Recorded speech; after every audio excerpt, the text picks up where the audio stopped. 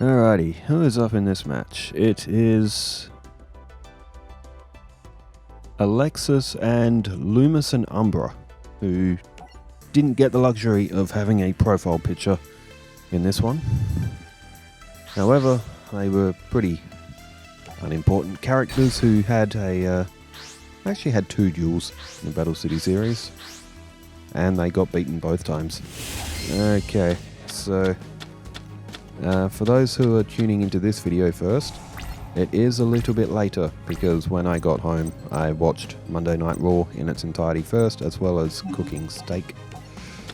So yeah, uploads are going to come up a little bit later. And again, what an episode of Monday Night Raw. Oh, that opening scene with CM Punk and Seth Rollins. Good stuff. Even the whole show was good, again, from start to finish. They just cannot do anything wrong right now, WWE. Okay, stalemate. We did see Alexis versus Chaz in the last match. So Alexis will probably have quite a few duels for the next couple of weeks, which isn't a bad thing. She is a cool character, Alexis. I always quite enjoyed her as a GX character as well.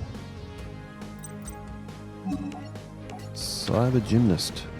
Good card. Throw a card to the graveyard. Get rid of that rogue doll. Okay. I was reading out comments when the last video ended.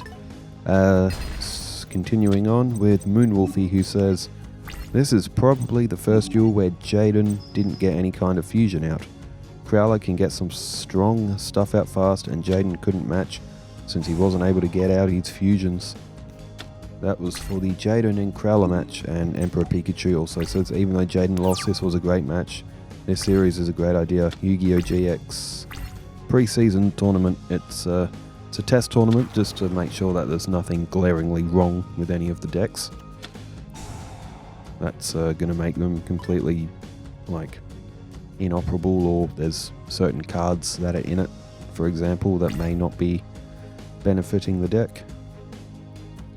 While trying to see as well, just to make sure all of the decks that are going to be in the Yu-Gi-Oh! GX season are somewhat balanced as well, because we don't want a really unbalanced season where 2 or 3 decks are just creaming everything and they're obviously going to win. We want it to be competitive. We want the worst deck to have a 50-50 chance, as close to a 50-50 chance as beating the deck that's currently on the ladder, as it makes for better duels. It makes for more interesting content in terms of Yu-Gi-Oh!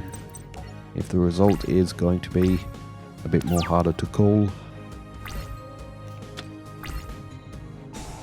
And dare I say it again, kind of like WWE right now. You just cannot guess right now what is going to happen.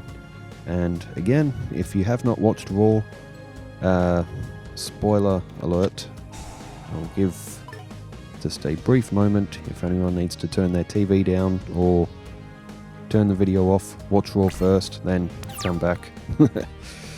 But yes, we do have a brand new women's champion in Io Sky.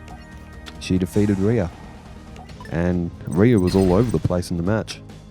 It's probably a storyline thing, not that she was doing it on purpose, but from what I hear, they may be setting up a storyline so Rhea wins the title back when WWE come over to Perth, Western Australia, my hometown, which they may want her to win the title back in Australia, which would be very cool as well.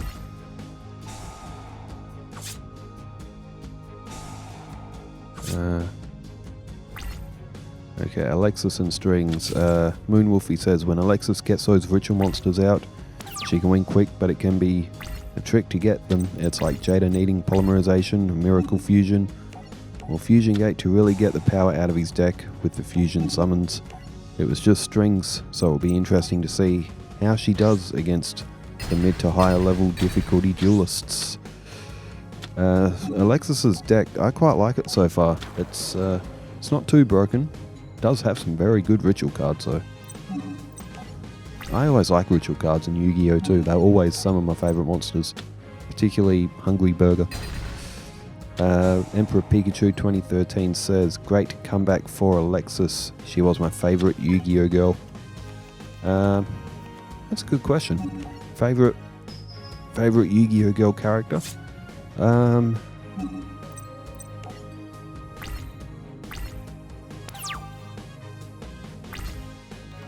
Who would I say? Always quite like Mai. She was always quite fun. Harpy deck as well. Tanya has a death by snoo snoo vibe, which is fun as well. Use the effect of Machine Angel Ritual.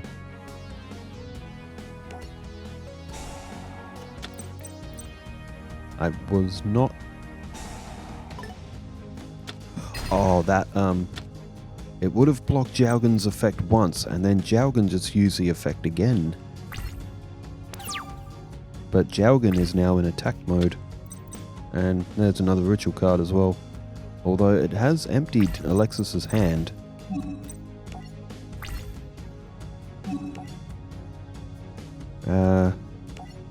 And the Yu-Gi-Oh! Double Duel, it turned into a double duel because I wanted to talk about Elimination Chamber. And so it was Pegasus and Kyber, and then, is that thumbnail cropped a bit? It did. Oh well. And the second match on it was UC and Jack Atlas, which is just, in the end, just for a bit of fun, because I wanted to talk about Elimination Chamber. Emperor Pikachu says, great classic Kyber and Pegasus match, kind of went like the anime. It was actually a decent match. And there is one more comment. Sukowski 1978 says, Monday Night Raw was absolute fire. Io vs Rhea was brilliant. I don't think I can remember the last time the WWE was this awesome. I'm even more excited now than ever after Elimination Chamber. WWE Creative is pumping on all cylinders. I didn't see what happened, but I know Alexis. I seen the life point count hit 0 under the name of Samus, which would have been the switch that was playing as Lumis and Umbra. So it's 1-0 for Alexis, who took that first match pretty easily. Lumis and Umbra didn't do that well in the Battle City season. And Sukowski also said, I'm literally hyped for whatever comes next. Well, what is it? We're 42 days away from Mania, I think. So that's 2, 4. Is that about 8? 4 and 4 of Raw and SmackDown left to go. Oh no, maybe even 5 each. It's weird because back in the day, WWE would do like a pay-per-view, or PLE as it's called now. They would do one once a month, and it would usually come around the same time each month. WrestleMania was always in March. That's not the case anymore. WrestleMania now is normally in April. Even the Royal Rumble was in February this year. Like the week clocked over into February, and I think it might have been the first time the Royal Rumble wasn't in January. So, but yeah, I mean, things change. It all be for a reason, of course. Okay, down goes Blade Skater. And Etoile Cyber has just been flipped up. Now, I am also still awaiting my Yu-Gi-Oh! Early Days copy. I hope it comes tomorrow. If it doesn't, then I will very strongly consider buying physical games. I may go digital, because I could be playing Early Days right now if I had the digital copy. Because for doing the pre-order, you get 2 Harpy Lady cards, and I don't really care that much for having those physical cards of random Harpy Feather Dusters. Sorry, I might have said Harpy Lady. Harpy Feather Dusters. Okay, that is Grand Tiki Elder. And Shadow Spell has got hold of Blade Skater. There is the 10-star ritual. It's a 3000 attack.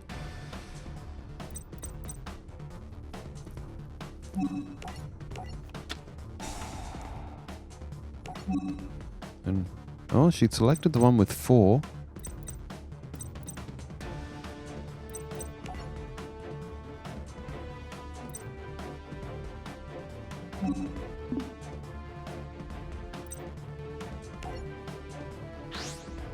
Oh, what was happening there?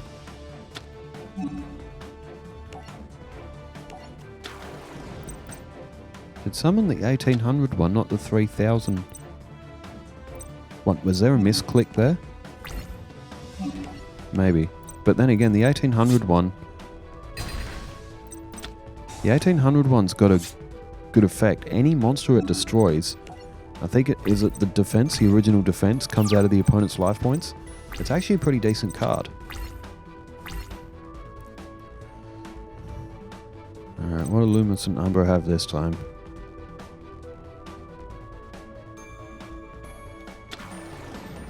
Oh, it's Jowgen again. Jowgen activates its effect. Chucks Rogue Doll, activate the effective Machine Angel Burial. Ritual, sorry, Burial.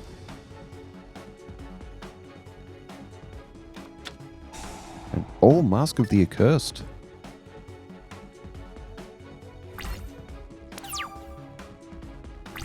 And oh, didn't go to use the effect of Jowgen a second time.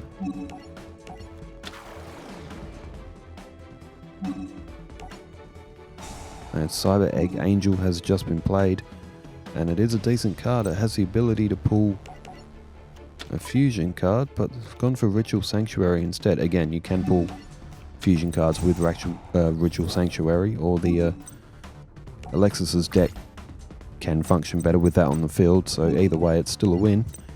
And Jowgen the Spiritualist, I think Lumis and Umbra may have taken a bit of a risk there, hoping Alexis wouldn't play another monster, given the way her deck is structured, but it backfired.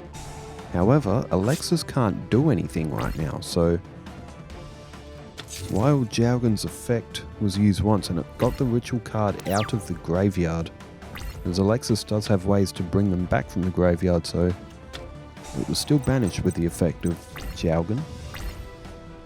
And now Mask of Restrict is played up again. What time is it? 1:07 at this exact moment of when I was recording this commentary. 1:07 AM, not PM. I got home quite late today, and I wasn't not going to watch Raw first. It was the first thing that came on my TV. But there are other people asleep in my residence, so I do have to be somewhat quiet. So get a little bit of that Yu-Gi-Oh! ASMR commentary for your late night Yu-Gi-Oh! Dueling entertainment. As Mask of the Accursed has taken another 500 life points off of Alexis Rhodes. Can announce Yu-Gi-Oh! Like a golf commentator. Speaking of golf, the PGA 2K25 game has just came out.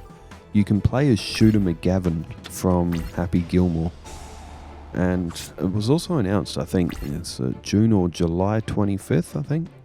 So about mid-year, Happy Gilmore 2 comes out, which, not gonna lie, I am kind of keen for.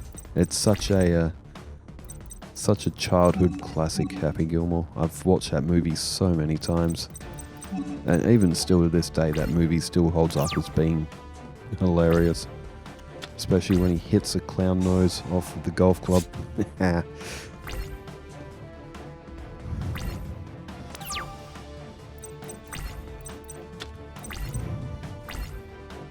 Okay.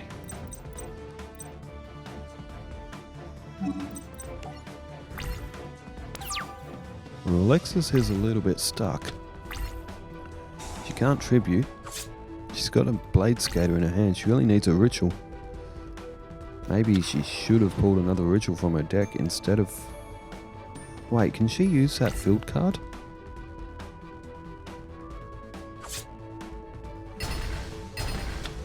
Again, it is it is early days for our human players, whether it's Daniel, Cameron, Russ, who else plays? I don't know, it's sort of like whoever's hanging around when the switches are at Daniel's place when they're recording. I actually don't know who actually has played some of these duels. Mask of the Accursed takes another 500 points. I need to see I don't know what the effect of that field spell is. Because if you send a light monster, can't you draw a ritual from the deck? Is that how it works?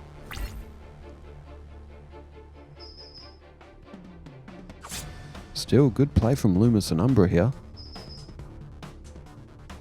Oh, wait. Can Alexis even use a ritual summon? Because you can't tribute anything because Mask of Restrict is on the field.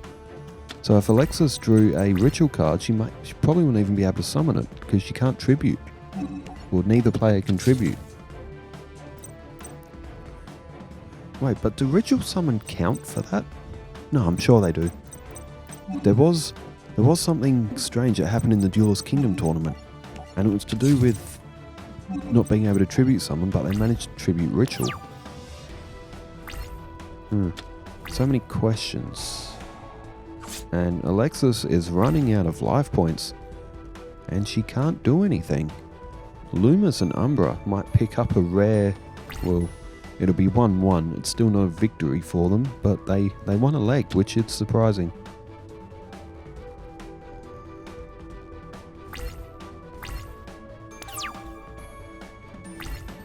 And Alexis draws...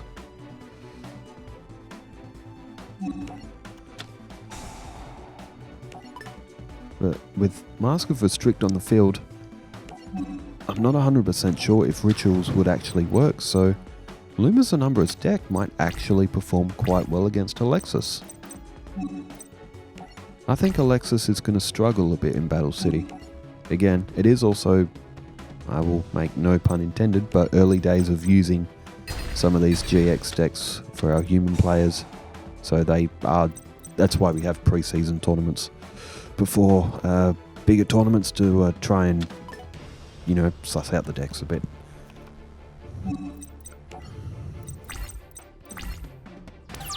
End phase turn change.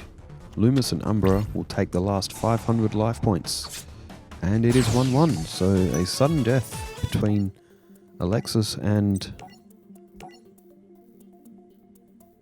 Lumis and Umbra.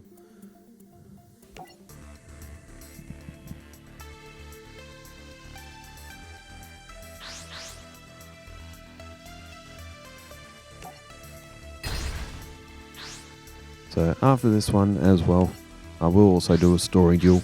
The next story duel is Yugi and Pegasus to give us a little bit of that Duelist Kingdom fix as well. Okay.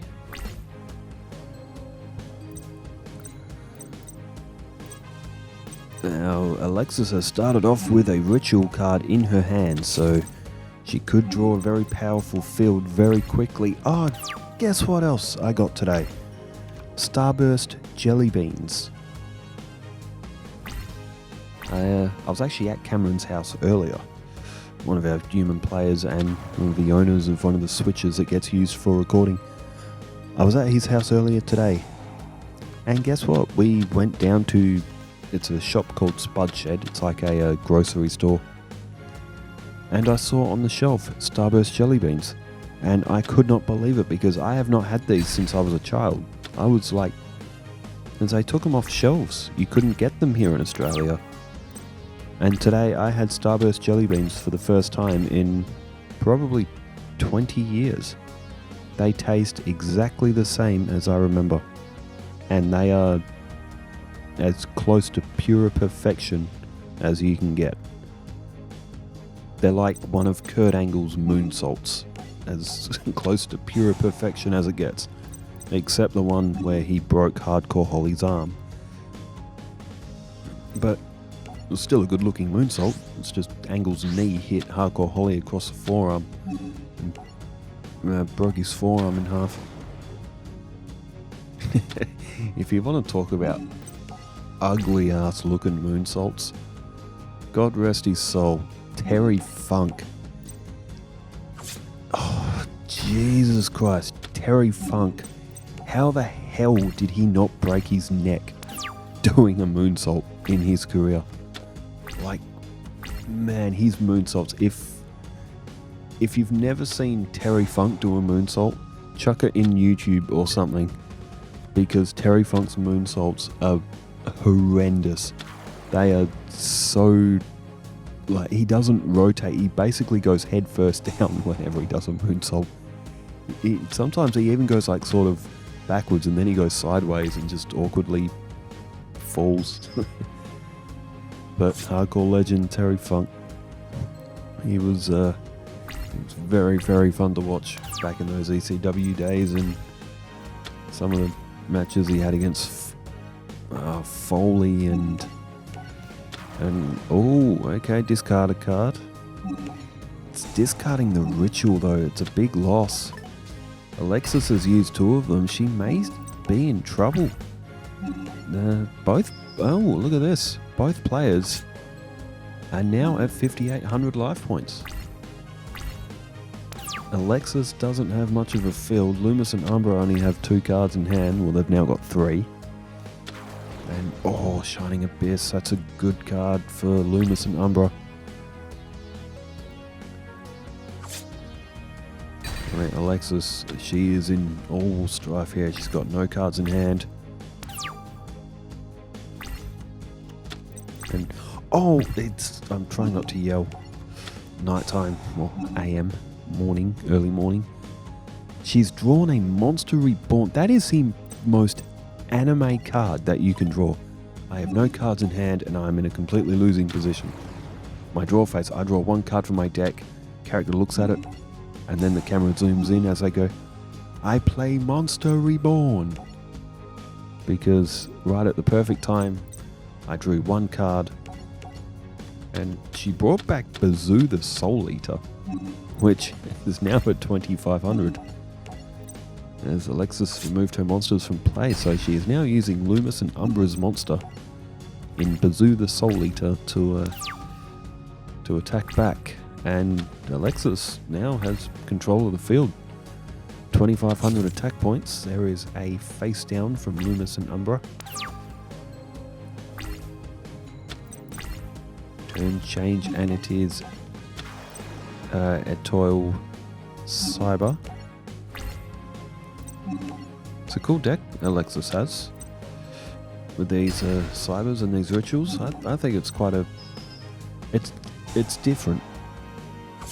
Like, we haven't had a deck which relies heavily, or this heavily at least, on rituals.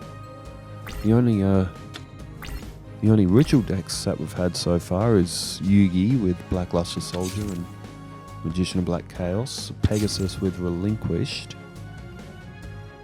and during the Duelist Kingdom tournament I chucked in a ritual card here and there, like Bones got Dukuru Rider, for example. Bakura got Chakra. I just threw random ones in just to spice it a little bit.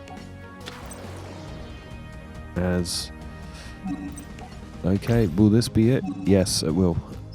12, 16 is 28, plus 8 is 34. Not by much, but it will be a win for Alexis.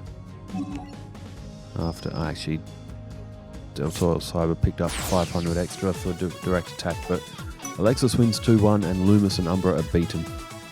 And now it is my turn to play against the AI for Pegasus and Kaiba. Not Pegasus and Kaiba, Yugi and Mai in the next match. So thanks everybody for tuning in, and thanks for leaving all the comments as well. Wherever you are in the world, stay safe, take care, farewell.